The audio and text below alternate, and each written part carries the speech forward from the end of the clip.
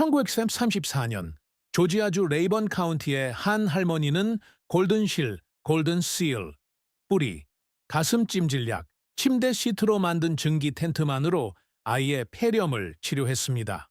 봄이 될 때까지 의사도 약국도 계곡을 빠져나갈 길도 없었습니다.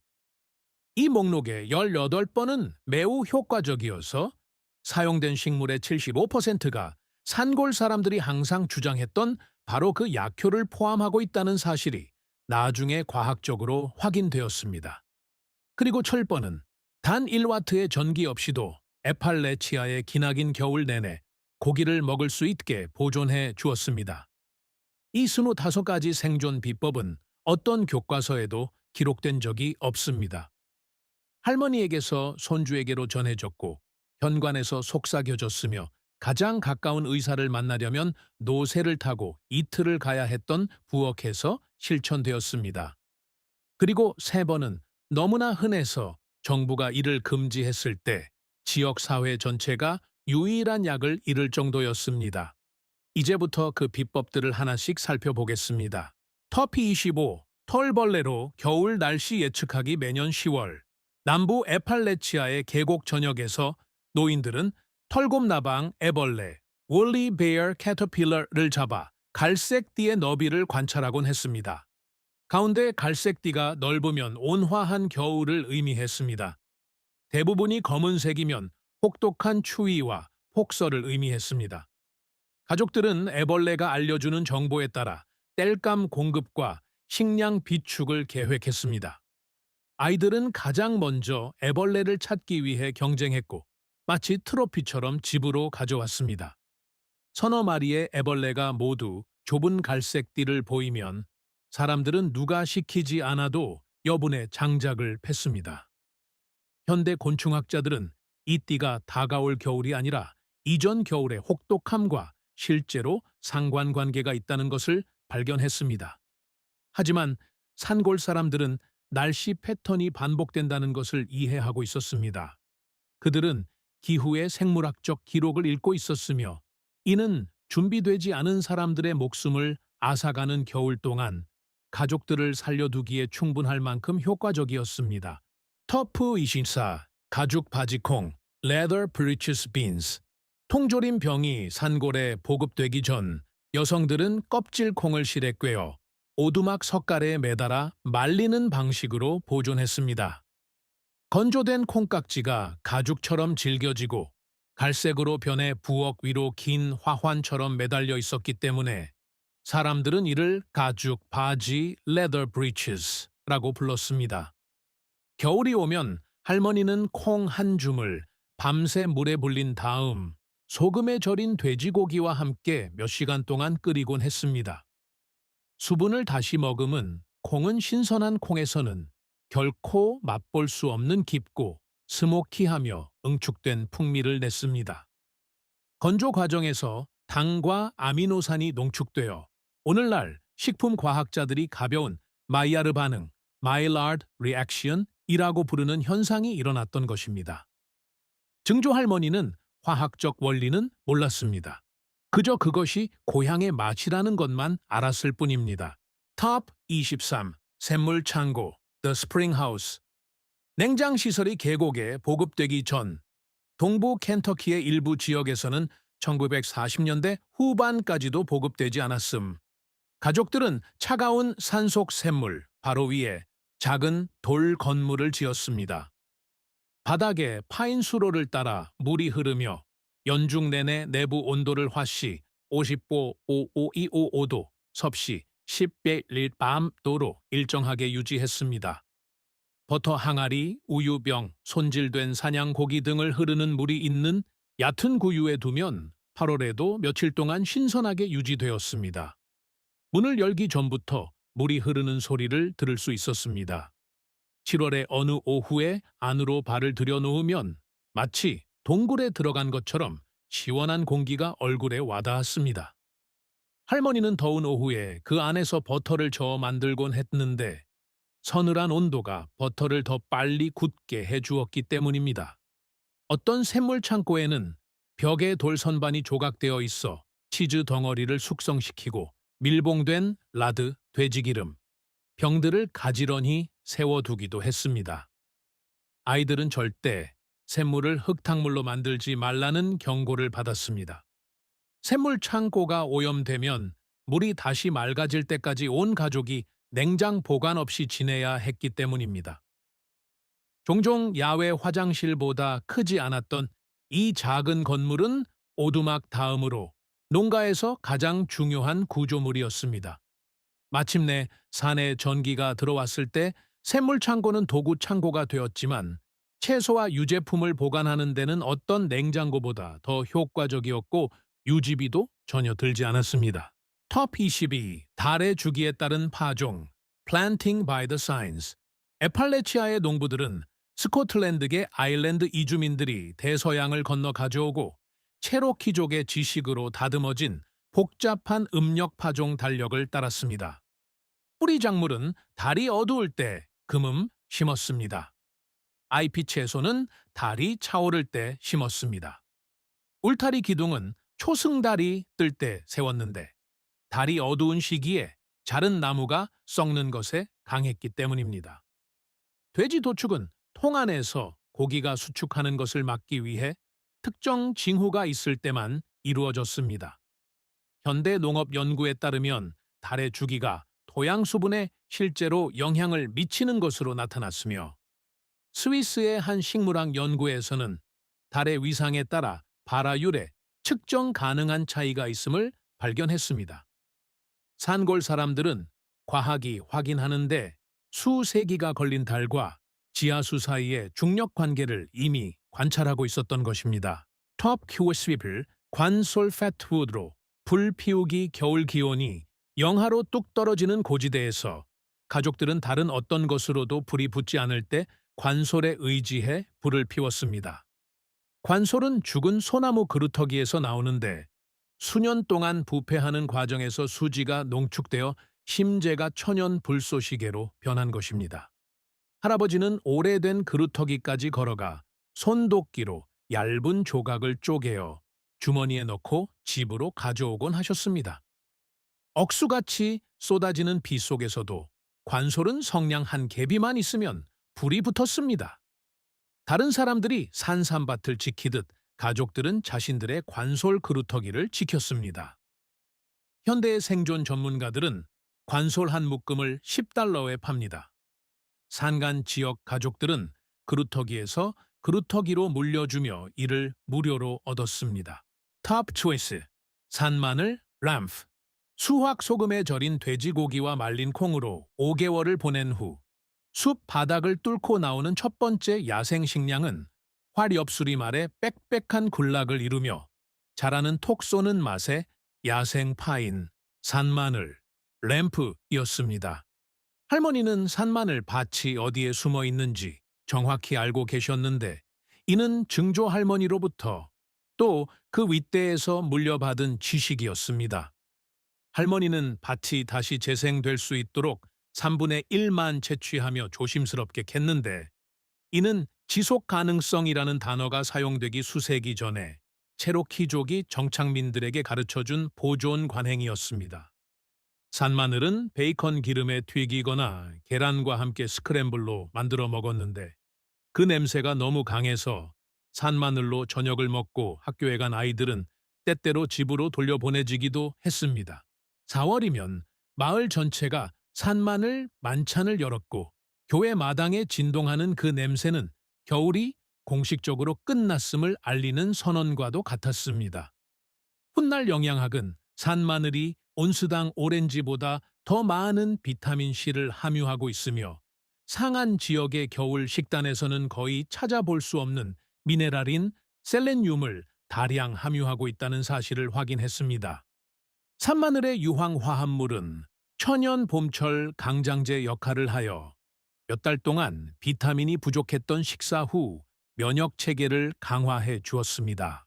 톱 19. 벌에 쏘였을 때 바르는 담배 찜질약 정원에서 맨발로 있다가 말벌에 쏘였을 때 할머니는 씹는 담배를 꺼내 물에 적신 다음 쏘인 부위에 눌러 붙이셨습니다. 몇 분 안에 붓기가 가라앉았습니다. 체로키족은 유럽인들과 접촉하기 훨씬 전부터 담배를 약용으로 사용했습니다. 현대 연구에 따르면 담배의 알칼로이드 성분을 국소적으로 바르면 실제 한겸증 효과가 있는 것으로 확인되었습니다. 니코틴은 가벼운 진통제 및 혈관, 수축제 역할을 합니다. 당신은 그것에 의문을 제기하지 않았습니다. 담배를 씹어서 쏘인 곳에 철석 붙이고는 계속 일했습니다. 에팔레치아의 할머니들은 마녀도 돌팔이도 아니었습니다. 가장 가까운 의사가 비포장 산길을 넘어 30마일이나 떨어져 있는 지역사회에서 그들은 곧 의료 시스템이었습니다. 이 여성들은 아기를 받고 뼈를 맞추고 폐렴을 치료하며 숲 바닥에서 채취한 식물로 가족들의 생명을 지켰습니다. 1966년 조지아주의 고등학생들이 시작한 폭스파이어, 폭스파이어 프로젝트는 이 지식이 사라지기 전에 수십 년 동안 이를 기록했습니다. 그들이 발견한 것은 미신이 아니었습니다. 그것은 스코틀랜드 아일랜드계, 독일계, 그리고 체로키족의 지식이 융합된 일관된 의학적 전통이었습니다. 2003년의 한 분석에 따르면 전통적으로 사용된 식물의 75%가 치료사들의 주장과 정확히 일치하는 실제 약효 성분을 함유하고 있는 것으로 나타났습니다. 나머지 25%도 다른 질환에 유용한 것으로 밝혀졌습니다. 의대 문턱도 밟아본 적 없는 여성들 치고는 나쁘지 않은 결과입니다. 톱 17. 열린 상처에 바르는 꿀상한 지역 가족들은 배인 상처나 화상의 벌집에서 갓 짜낸 생꿀을 발랐습니다. 할머니는 끓인 물로 상처를 닦고 꿀을 두껍게 펴 바른 뒤 깨끗한 천으로 감쌌습니다. 할머니는 하루에 2번씩 붕대를 갈아주셨습니다. 상처가 감염되는 일은 드물었습니다. 할머니가 설명할 수는 없었지만 현재 현대 과학이 확인한 바에 따르면 생꿀은 대부분의 박테리아가 생존할 수 없는 자연적인 산성의 과산화수소 방출 환경을 조성합니다. 꿀의 높은 당 농도는 삼투압 작용을 통해 박테리아 세포를 탈수시킵니다. 제1차 세계대전 당시 영국군은 전장의 상처에 꿀을 사용했으며 임상 연구를 통해 항생제 내성 포도상구균 감염에 대해서도 꿀의 효과가 입증되었습니다. 벌통 하나면 1년 동안 식량과 약으로 쓸 수 있는 충분한 꿀이 생산되었습니다. 마을의 양봉가는 목사만큼이나 중요한 사람이었습니다. 선반 위에 놓인 그 끈적끈적한 병은 디저트가 아니었습니다. 그것은 응급실이었습니다. 톱 10중, 옥나무 수막, 레모네이드 울타리를 따라 자라던 그 붉은 열매송이는 음료수였습니다. 뿌리폿나무 스태그혼 수막은 상한 지역 가족들이 여름 내내 만들어 먹던 시큼하고 비타민C가 풍부한 음료의 재료가 되었습니다. 열매송이를 떼어내 찬물에 몇 시간 동안 담가둔 후 천으로 걸러내고 꿀로 단맛을 냈습니다. 더 깊은 맛이 나는 핑크 레모네이드 같은 맛이 났습니다. 체로키족이 정착민들에게 이 제조법을 가르쳐 주었습니다. 빠흔 열매는 생선의 양념으로 뿌리기도 했습니다. 도곤나무, 포이슨, 수막에는 흰색 열매를 맺으며 늪지대에서 자랍니다. 위로 솟은 붉은 열매는 마실 수 있다는 뜻이고 아래로 매달린 흰색 열매는 죽음을 의미했습니다. 5살짜리 아이도 절대 잊지 않을 만큼 간단했습니다. 톱세마도 사사프라스 차, 사사프라에스 TEA. 매년 봄 가족들은 사사프라스 뿌리를 캐어 젓갈색 차로 끓여 마셨는데 옛 어르신들은 이를 피를 맑게 해주는 정혈제라고 불렀습니다. 사사프라스는 말 그대로 루트비어의 원래 향료이기 때문에 따뜻한 루트비어 맛이 났습니다. 상한 지역 사람들은 겨울철 기름진 식사 후 피를 맑게 하기 위해 이 차를 마셨습니다. 미국 식품의약국 FDA는 쥐 실험 결과를 바탕으로 1960년에 사사프라스 오일을 금지했지만 차 한 잔에 들어있는 농도는 동물에게 해를 끼친 양보다 수백 배나 낮습니다. 200년 동안 안전하게 이 차를 마셔온 가족들은 대수롭지 않게 여기며 계속해서 뿌리를 끓여 마셨습니다. 오늘날 건강식품점에서는 같은 나무 껍질을 비싼 가격에 판매하고 있습니다. 탑 10세 지하 저장고 The Root Cellar. 산비탈이나 오두막, 바닥 아래에 파놓은 지하 저장고는 에팔레치아 지역의 냉장고, 냉동고, 식료품 저장실을 겸하는 곳이었습니다. 흙 자체가 단열재 역할을 하여 10월부터 4월까지 내부 온도를 화씨 35도에서 40도, 섭씨 약 1.4도로 일정하게 유지해 주었습니다. 집 속에 묻어둔 감자는 싹이 트지 않고 5월까지 보존되었습니다. 신문지로 개별 포장한 사과는 몇 달 동안 아삭함을 유지했습니다. 천장들보에 거꾸로 매달아 놓은 양배추는 2월에도 겉잎을 벗겨 먹을 수 있을 만큼 신선했습니다. 제대로 지어진 지하 저장고는 에너지가 전혀 필요 없었고 가끔 쓸어주는 것 외에는 유지 보수도 필요하지 않았습니다. 어디를 파야 할지, 얼마나 깊이 파야 할지, 서리가 내리지 않게 환기하는 방법 등에 대한 지식은 아이에게 사격을 가르치는 것과 같은 진지함으로 아버지에게서 아들로 전수되었습니다. 지하 저장고를 잃는 것은 곧 겨울을 잃는 것이었습니다. 전기 냉장고가 도입되면서 지하 저장고는 버려지고 메워졌습니다.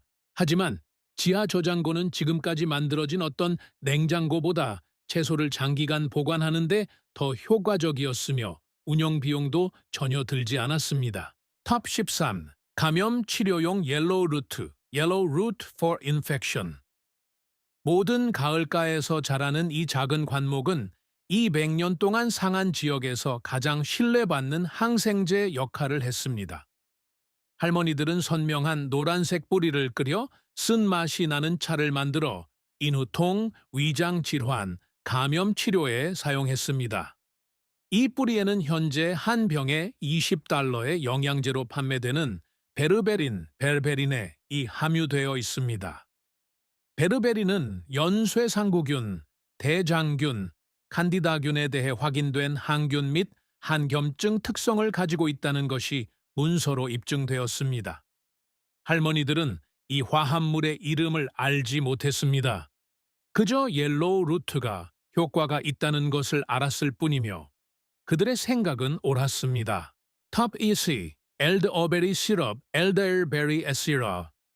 겨울철 기침이 산골짜기에 퍼질 때면 할머니는 늦어름에 만들어둔 엘더베리 시럽을 꺼내셨습니다. 짙은 보라색 열매를 꿀, 정향과 함께 끓인 뒤 걸러내어 유리병에 담아둔 것입니다. 매일 아침 한 숟가락씩 먹으면 가족들이 건강하게 활동할 수 있었습니다. 아픈 사람에게는 4시간마다 한 숟가락씩 먹여 치료했습니다. 2004년의 한 연구에 따르면 엘더베리 추출물이 인플루엔자 증상을 평균 4일 단축시키는 것으로 나타났습니다.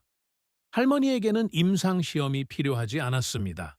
그녀에게는 100년에 걸친 가족의 기록이 있었기 때문입니다. 제약업계가 듣기 싫어하는 사실이 하나 있습니다. 에팔레치아의 미신으로 치부되던 많은 치료법이 현재 주요 대학에서 연구되고 있으며 일부는 제약회사에 의해 특허를 받기도 했습니다. 옐로우 루트에서 추출한 베르베린은 제2형 당뇨병 치료제로 연구되고 있습니다. 엘더베리는 모든 약국에서 삼부콜, 삼부촐이라는 이름으로 판매됩니다. 골든실, 골든실에는 입증된 항균 물질이 포함되어 있습니다. 이 식물들은 모든 산비탈에서 무료로 자랐습니다. 이제 그것들은 포장되어 신천을 7%의 마진을 붙여 되팔리고 있습니다. 할머니들은 그것을 무료로 나누어 주었습니다. 기업들은 한 병에 $29.99를 청구합니다. 같은 식물, 같은 화합물이지만 이윤의 차이는 엄청납니다. 타펠렌, 포포나무 열매, 채집, PADWPAATA2E for Aging. 북미가 원산지인 가장 큰 식용 과일은 에팔레치아 숲의 하층 식생에서 야생으로 자라며 바나나와 망고를 섞은 듯한 맛이 납니다. 9월에 익고 몇 시간 만에 쉽게 무르기 때문에 상점에서는 한 번도 본 적이 없을 것입니다. 할머니는 가을과 저지대에서 이 열매를 주워 집으로 가져와 커스터드와 빵을 만들었습니다. 이 과일에는 비타민 C, 마그네슘, 철분이 풍부합니다. 그늘이 필요하고 열매를 맺기까지 7년이 걸리며 수확할 수 있는 기간은 일주일도 차에 되지 않습니다. 숲을 속속들이 아는 사람들에게는 완벽하지만 그 외의 사람들에게는 아무 쓸모가 없습니다. 가족들이 오하이오의 공장으로 일하러 떠나면서 포포나무 군락지는 잡초로 뒤덮였고 매년 9월마다 가을가를 걷던 할머니들과 함께 그 지식도 사라졌습니다. 터프스, 나무 재로 만든 잿물 비누 모든 농가의 부엌 문 밖에는 재를 모으는 통 애쉬 허퍼이 있었습니다. 이는 V자 모양의 나무 구유로 벽난로에 재를 모아 빗물에 걸러 잿물을 만드는데 사용되었습니다. 할머니는 그 잿물을 정제한 돼지 기름과 섞어 야외 화덕에 올린 무소에 솥에서 비누처럼 걸쭉해질 때까지 끓였습니다. 이 과정은 꼬박 하루가 걸렸고 비율이 정확해야 했습니다. 잿물이 너무 많으면 비누가 피부를 벗겨지게 할 정도로 독했고 너무 적으면 굳지 않았습니다. 할머니는 깃털을 액체에 담가 혼합물을 테스트했습니다. 깃털이 녹으면 잿물이 충분히 강한 것이었습니다. 이 수제 비누는 옷, 그릇, 바닥, 몸, 상처 등 모든 것을 닦아냈습니다. 알칼리성 함량이 높아 자연적으로 항균 작용을 했습니다. 한 번 만들면 온 가족이 몇 달 동안 사용했습니다. 대부분의 가정에서 이 레시피는 글로 적혀 있지 않았습니다. 할머니가 소트 옆에 손녀를 세워두고 냄새와 질감만으로 혼합물이 언제 완성되는지 설명하며 실습을 통해 가르쳤습니다. 회사 매장에서 파는 상업용 비누가 저렴해지면서 재를 모으는 통은 사라졌지만 옛날 잿물 비누는 프록터 앤 갬블, 퓨럭터 앤 갬블 이 상자에 담아 파는 그 어떤 제품보다 세정력이 뛰어났습니다.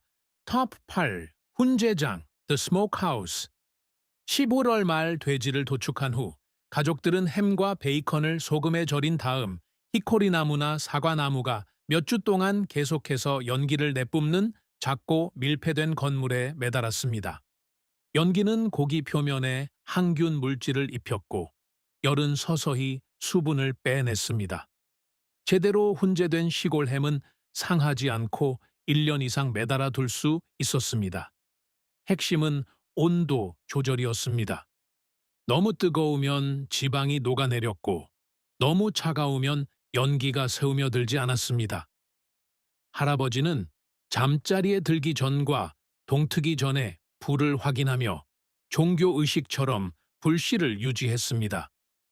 이 화학적 과정은 연기 속의 포르말데히드와 페놀 화합물이 박테리아 증식을 억제하는 동시에 소금 절임이 내부의 수분을 제거하는 원리입니다.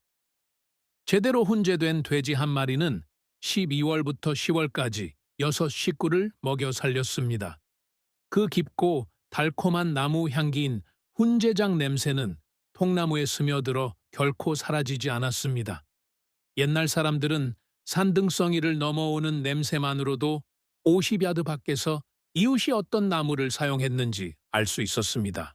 텁체폰 항아리에 담긴 사우어크라우트 비타민 보충제가 나오기 전, 감귤류가 북쪽으로 배송되기 전, 산속 사람들이 비타민 C병을 본 적도 없던 시절, 에팔레치아 가족들은 발효된 양배추로 겨울철 괴혈병을 이겨냈습니다.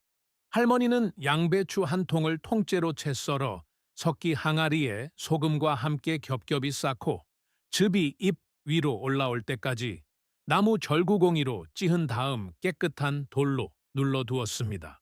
3일 6주에 걸쳐 유익한 락토바실러스 유산균이 양배추를 사워크라우트로 변화시켰는데 이는 열이나 식초, 특별한 장비가 필요 없는 보존 방법이었습니다. 그 항아리는 11월부터 3월까지 가족의 비타민 공급원이었습니다. 발효 과정은 실제로 양배추의 비타민 C 함량을 높이는 동시에 프로바이오틱스를 생성합니다. 어떤 가족들은 오래된 양배추를 다 먹어갈 때쯤 신선한 양배추를 계속 추가하며 항아리를 유지했습니다. 발효 특유의 톡 쏘는 냄새가 산속의 모든 지하 저장고에 감돌았습니다. 아이들은 콩이나 빵에 얹어 먹거나 항아리에서 손가락으로 바로 집어 먹기도 했습니다. 현대의 위장병 전문의들은 장 건강을 위해 발효식품을 권장하며 할머니가 $2짜리 양배추와 소금 한 꼬집으로 실천했던 것과 같은 개념을 홍보하고 있습니다. 아무도 그것을 슈퍼푸드라고 부르지 않았습니다. 그들은 그것을 저녁 식사라고 불렀습니다. 톱식, 폐에 좋은 멀레인, 물알레인. 길가마다 피어있던 그 키 크고 솜털이 보송보송한 식물은 산속의 기침 시럽이었습니다. 말린 잎을 차로 끓여 마시면 가슴 감기를 치료했습니다. 따뜻한 기름에 적신 잎은 가슴 찜질약이 되었습니다. 어떤 가족들은 천식을 치료하기 위해 말린 멀레인을 피우기도 했습니다. 현대의 약초학자들은 멀레인의 거담제 역할을 하는 사포닌과 점액질이 함유되어 있다는 사실을 확인했습니다.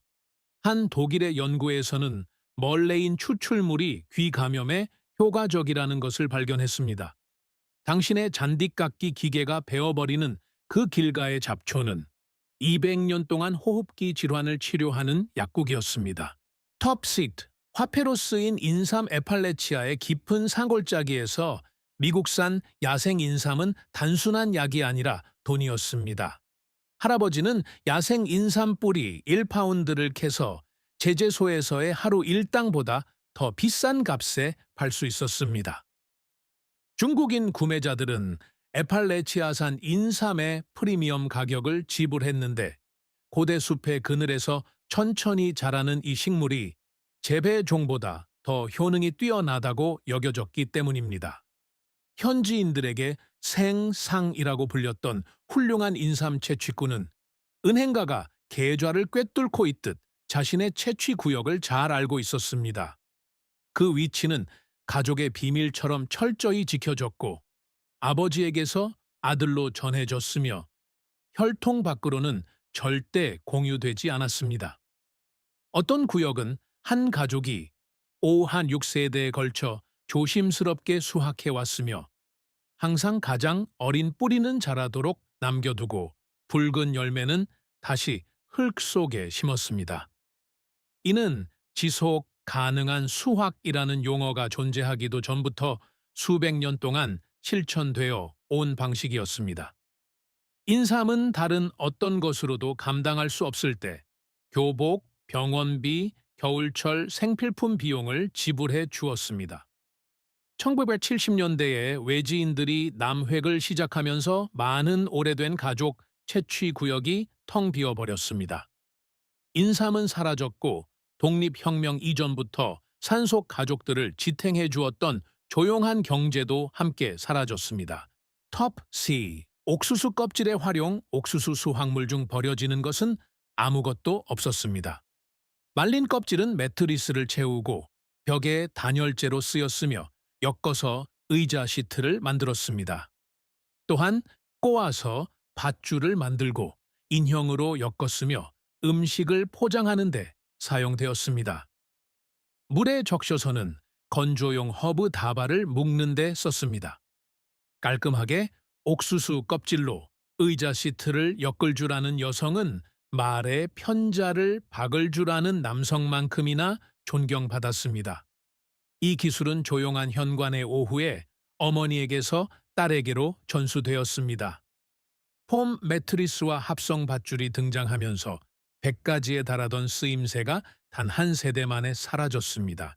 톱시임, 약으로 쓰인 밀주 문샤인, 가장 가까운 약국이 꼬박 하루를 가야 하는 거리에 있던 마을에서 옥수수 위스키는 마취제, 소독제, 그리고 감기약 역할을 했습니다.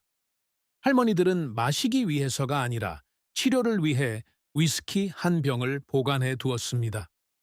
치통이 생기면 위스키에 적신천을 잇몸에 대었습니다. 깊은 상처에는 꿀을 바르기 전에 위스키를 뿌렸습니다. 옥수수 술에 설탕을 녹인 록캔디, 위스키는 상한 지역 어디서나 인후통을 치료하는 데 쓰였습니다. 현대의 많은 기침약이 알코올을 함유하고 있는 것도 정확히 같은 이유에서입니다. 정부가 가정 내 증류를 불법화했을 때 그것은 단지 전통을 끝낸 것이 아니라 상한 지역에서 가장 다용도로 쓰이던 약을 빼앗아 간 것이었습니다. 턱투암, 수맥 찾기, 워터 위칭. 우물을 파야 할 때 가족들은 지질학자를 고용하지 않았습니다. 그들은 지역의 수맥 찾는 사람 워터 위치를 불렀습니다. 주로 나이든 남성이었지만 때로는 여성이기도 했던 이 사람은 풍년화, 버드나무 또는 복숭아나무의 Y자형 나뭇가지를 들고 줄기가 앞을 향하도록 양손으로 각각의 가지를 느슨하게 쥔 채 땅을 걸어 다녔습니다. 나뭇가지가 저절로 아래로 기울어지며 쥔 손에서 껍질이 벗겨질 정도로 강하게 당겨지면 그곳이 바로 지표면 아래에 물이 흐르는 곳이었습니다. 가족들은 나뭇가지가 가리키는 곳을 팠고 거의 항상 물을 발견했습니다. 회의론자들은 수맥 찾기 다우징가 거짓임을 증명하기 위해 한 세기를 보냈으며 과학적 합의에 따르면 이는 작동하지 않아야 합니다. 하지만 1990년 독일의 한 연구에서 500명 이상의 다우저를 테스트한 결과 소수의 사람들이 우연을 훨씬 뛰어넘는 확률로 일관되게 지하수를 찾아냈다는 사실이 밝혀졌습니다. 연구자들이 완전히 설명할 수 없는 무언가가 일어나고 있었던 것입니다. 상한 마을 사람들은 그런 논쟁에는 관심이 없었습니다. 그들은 물에만 관심이 있었고 수맥 찾는 사람은 물을 찾아냈습니다. 이 기술은 집안 대대로 전해진다고 알려졌으며 아무에게나 가르칠 수 있는 능력이 아니었습니다. 재능을 타고났거나 그렇지 않거나 둘 중 하나였습니다. 어떤 이들은 이 재능이 신으로부터 온 것이라 믿으며 돈을 받으면 그 능력이 사라질 것이라 생각하여 보수를 거절했습니다. 다른 이들은 꿀 한 병이나 감자 한 포대를 받고 계산을 끝냈습니다. 토픽 1. 특징설 The Doctrine of Signatures. 에팔레치아 생존의 중심에는 단 한 페이지의 글도 남기지 않은 여성들의 세대를 거쳐 전적으로 입에서 입으로 전해진 완벽한 식물 의학 체계가 있었습니다. 이 학설은 식물의 생김새가 그 용도를 나타낸다고 주장했습니다. 노루기, 리버워트는 간 질환을 치료하고 폐장초, 산라 롱워트는 호흡기 질환을 치료하며 혈근초, 블러드루트는 피를 맑게 했습니다.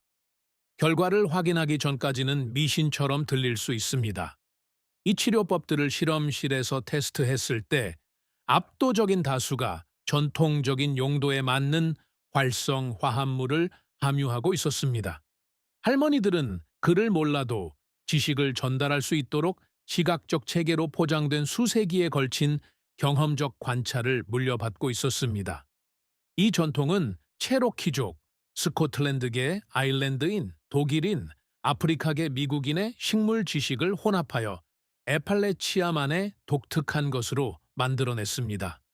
할머니들이 세상을 떠났을 때 그들의 손주들은 이미 신시내티와 디트로이트로 이주한 후였습니다. 그 지식은 땅 속으로 묻혔습니다. 어떤 책도 그 모든 것을 담아내지 못했습니다. 그것은 기억 속에 살다가 침묵 속에 죽어갔습니다. 하지만 그것을 믿었던 가족들에게 이 기록되지 않은 약국은 땅은 아름답지만 겨울은 혹독하고 유일한 의사라고는 어떤 뿌리를 캐야 할지 아는 골짜기 아래의 여성뿐이었던 곳에서 여러 세대를 살아남게 해주었습니다. 이번 주에 딱 하나만 시도해 보세요. 사사프라스 차를 끓이거나 오치나무 열매를 따본 다음 돌아와서 할머니가 틀렸다고 말해 보세요. 댓글로 어떤 것을 시도해 볼 것인지 공유해 주세요. 이것들은 미신이 아니라 미국에서 가장 가혹한 지형 중 하나에서 200년 동안 문화를 살아 숨쉬게 한 생존 시스템이었습니다. 여러분의 조상들은 알고 있었습니다. 이제 여러분도 알게 되었습니다. 이러한 생존의 비밀이 뒷마당의 야생 식물을 바라보는 여러분의 시각을 바꾸었다면 채널을 구독하고 좋아요를 눌러주세요. 우리는 그들이 묻으려 했던 역사를 발굴하고 있습니다. 미래의 씨앗을 심으세요. 다음 지혜의 보물 상자가 곧 열릴 것입니다.